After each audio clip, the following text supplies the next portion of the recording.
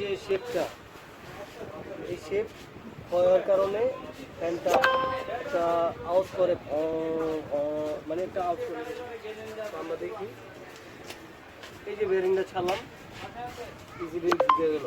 হ্যাঁ, এখন আমরা এর কাজ কি, এটা শেপ বানাবো, এটা নিয়ে দিতে হইব লেজে। এখন লেজে নিয়ে দিতে হলে কী করতে হইব, এটারে প্রথমত এই জিনিসটারে আমাদের বার্নিশ করতে হইব, তারপরে এখানে ওয়েল্ডিং করবো।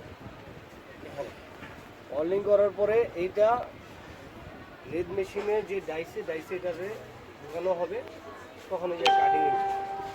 এর ভিতরে এই ফ্যানটা টিকবো কি না টিকবো তার কোনো নিশ্চয়তা নাই। এখন আপনি দেখলেন এই রডটার পিছিয়ে আপনি খরচ করলেন, খরচ করার পরে অবশেষে যা দেখলেন কি যে কয়েল বডি হয়ে গেছে, সেম শর্ট হয়ে গেছে। তো বিভিন্ন ধরনের সমস্যা, এত জায়জামেল আমরা যাবো না, আমাদের বাংলা স্টাইলে আমরা কাজ করব।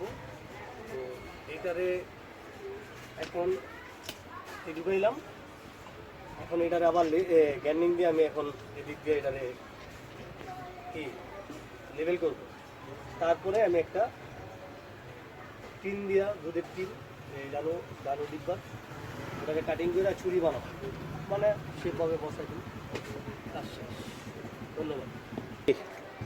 ভালো।